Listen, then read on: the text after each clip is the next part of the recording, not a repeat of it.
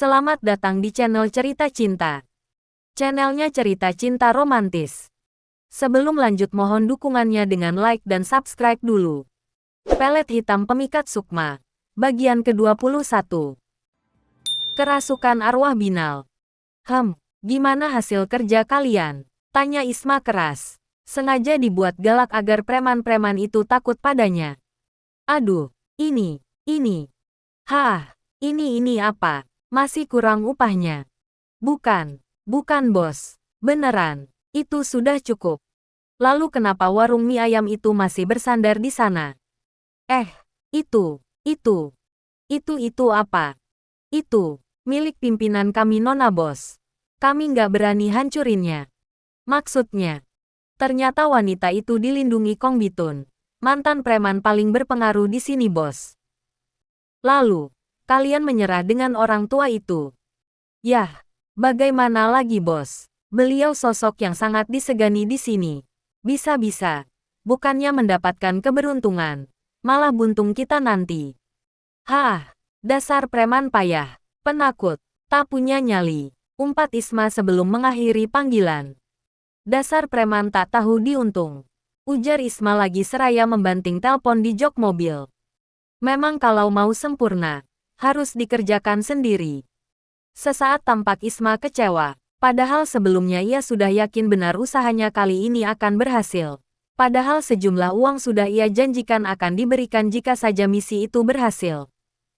Mas Wisnu, ucap Isma memanggil Wisnu dengan gawainya. Cepat ke sini mas, aku ada perlu penting.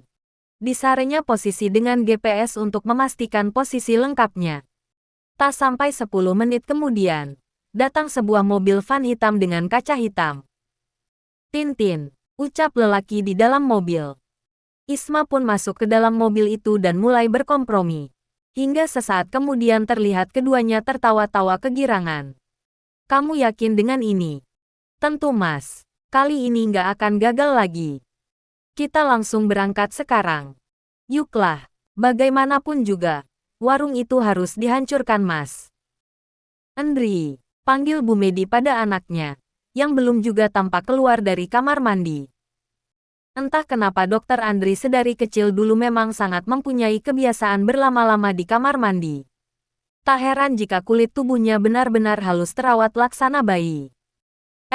Anak ini, ujar Bu Medi geleng-geleng kepala mengetahui sudah lebih dari 30 menit tak juga Dokter Andri keluar dari sana. Entah sampai kapan kebiasaannya itu berubah. Gumamnya seraya memperhatikan hujan yang mulai turun mengguyur di pagi hari. Laras, Michelle mana? Ajak turun dulu buat sarapan. Udah siap semua nih. Kali ini Mbok Mina memasak masakan tradisional. Urap kangkung plus ikan teri. Ibu yakin dia pasti belum pernah merasakannya. Ucap Bu Medi pada Laras yang sedari tadi masih sibuk dengan gawainya. Iya Bu, ujar Laras bergegas menyusul Michelle di lantai 2 rumahnya. Namun, baru saja dia naik, tiba-tiba saja ia kembali dengan terburu-buru. Bu, cepat sini Bu, ucap Laras cepat, wajahnya memancarkan kecemasan. Melihat ekspresi Laras, sontak Bu Medi bangun dan setengah berlari menuju Laras. Ada apa Ras? Ada apa dengan Michelle? Sini Bu. Segera dituntunnya tangan ibunya dan mereka berdua bergegas ke loteng. Dengan tergesa kedua anak beranak itu naik tangga hingga terdengar langkah kakinya seperti lomba lari. Tok, tok, tok. Digedornya pintu kayu itu. Michelle, seru Bu Medi dan Laras saling bersahutan. Tak ada jawaban. Laras dan Bu Medi saling pandang. Ras, ada apa dengan Michelle? Tanya Bu Medi yang hanya ditanggapi dengan gelengan oleh Laras anaknya. Kita coba sekali lagi. Kak Michelle, Kak. Tak ada jawaban Bu. Di saat yang sama, muncul Dokter Andri yang baru selesai berpakaian. Tampak wangi dan tampan dengan rambut disisir rapi. Ada apa Bu? Tanyanya seraya merapikan gulungan kemejanya. Sementara aroma parfumnya menguar harum. Ini lo Michelle, dari tadi dipanggil-panggil nggak keluar juga. Ibu khawatir ada apa-apa dengannya. Ujar Bu Medi cemas. Oh ya. Coba Andri lihat lagi. Ujar Andri mendekat ke arah pintu. Tok tok tok. Michelle, Michelle, seru Dokter Andri keras. Lama ditunggu tetap tak terdengar jawaban. Sementara Laras dan Bu Medi tampak semakin khawatir. Maklum, dengan kondisinya sekarang, Michelle rentan sekali mengalami depresi. Michelle, ujar Dokter Andri semakin keras. Begitu pula pukulannya yang semakin dikuatkan agar terdengar penghuninya. Tetap tak ada jawaban Bu. Bagaimana kalau didobrak saja? Ujar Andri meminta persetujuan. Bismillah. 1, 2, 3. Brak. Sontak saja pintu itu terbuka lebar terkena dorongan dari tubuh Andri yang tinggi. Dan sesaat tampak mereka terpana akan keadaan di dalam kamar itu. Karena saat itu dalam kamar Michelle, aroma apek dan busuk menyeruak dari dalam kamar gelap itu. Entah sudah berapa lama kamar itu tak dibersihkan. Hanya setitik cahaya kecil menerangi. Itu pun hanya berasal dari lilin yang hampir habis dimakan api. Sementara sampah begitu banyak bertebaran. Sampah dari tumpukan dedaunan kering yang sepertinya masuk melalui jendela besar di dinding itu. Michelle, seru Andri pelan. Dilangkahkannya kaki perlahan. Diikuti Laras dan Bu Medi. Ia khawatir kalau saja ada makhluk melata yang nyasar ke tempat ini. Srek, srek. Bu, ujar Laras seraya menatap mata ibunya yang tampak ragu melangkah. Kita maju perlahan, kata Dokter Andri mengomando. Dengan langkah perlahan disusurinya kamar. Dicari keberadaan Michelle yang tak tahu di mana rimbanya. Michelle, Michelle, seru Bu Medi pelan. Tangannya merayapi sekitar. Sementara tangan satunya mencengkeram erat lengan putrinya. Tenang Bu, biar Andri cari tombol lampunya dulu. Dia pun segera berpencar mencari tombol lampu. Namun, saat tangannya meraba dinding untuk menemukan sakelar lampu, tiba-tiba dirasakannya sebuah benda dingin dan basah berlendir tersentuh olehnya. Serunya tertahan. Dokter Andri tak berani buru-buru menarik tangannya. Ia khawatir jika yang tersentuh olehnya adalah makhluk yang berbahaya. Ditariknya perlahan-lahan tangan itu. Namun, baru sejengkal tangan itu tertarik, dirasakannya benda itu seolah mengikutinya.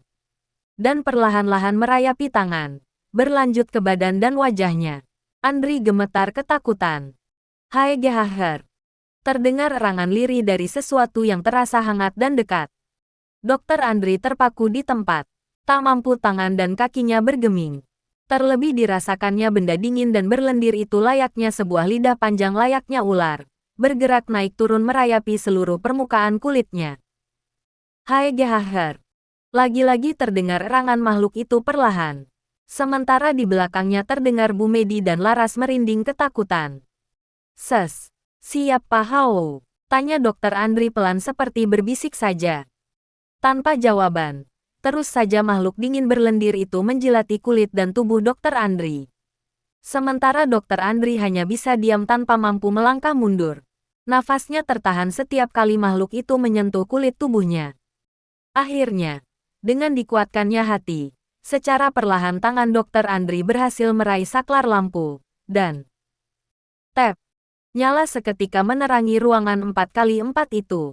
Dan alangkah terkejutnya mereka saat menyaksikan pemandangan di depan mata. Karena saat itu yang terlihat adalah sesosok wanita berambut riap-riapan. Warna rambutnya yang kuning keemasan tampak kontras dengan wajah pucat dengan mata menghitam. Sedangkan jari-jarinya yang terulur memamerkan kuku-kuku panjang dan menghitam. Haegehaher. Terus saja makhluk itu menjilati tubuh Dokter Andri yang hanya bisa diam membeku. Lututnya goyah gemetaran. Sementara gigi geliginya bergemeletukan. Astaga, Michelle, jerit Bu Medi histeris. Air matanya berhamburan menyaksikan kondisi Michelle saat ini. Tangannya menarik Dokter Andri yang masih terpaku di tempatnya. Haegehaher. Hanya erangannya saja terdengar bersahutan dengan nafasnya yang memburu. Sesekali disibakannya rambutnya yang kusut masai. Ya Allah Michelle, kenapa kamu jadi seperti ini nak? Ditubruknya tubuh Michelle dengan baju yang berantakan di sana-sini. Tak ada lagi wajah cantiknya. Kini tersisa wajah kusam dengan rambut kusut masai. Kak Michelle, apa yang terjadi Kak? Seru Laras terisak. Ia merasa sedih menyaksikan nasib yang menimpa sahabatnya. Diusapnya wajah Michelle yang berantakan dan kotor.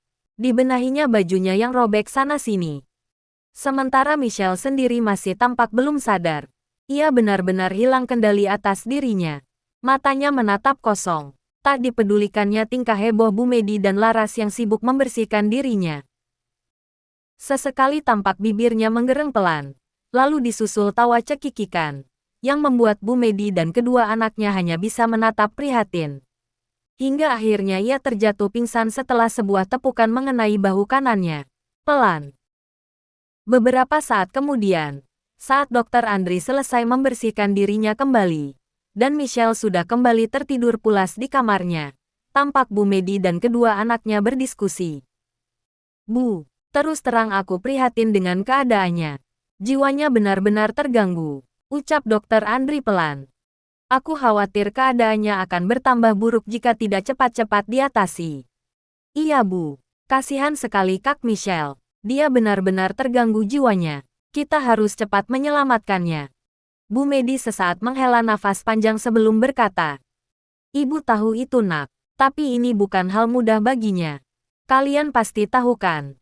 Sesaat mereka saling berpandangan. Pengaruhnya baru hilang setelah jabang bayi yang dikandungnya keluar dari rahimnya. Itu menurut petunjuk orang pintar itu kan. Tapi, apa kita tega terus membiarkannya dalam keadaan seperti ini? Sebentar Bu, ucap Laras menengahi. Ada apa nak? Menurut informasi yang pernah ku baca, konon pengaruh ilmu hitam bisa hilang jika kita menyeberang laut. Apa itu benar Kak? Tanyanya pada Dr. Andri. Pernah sih dengar yang begitu. Tapi sampai sejauh ini itu masih terdengar seperti kabar burung. Belum pernah ada yang membuktikannya.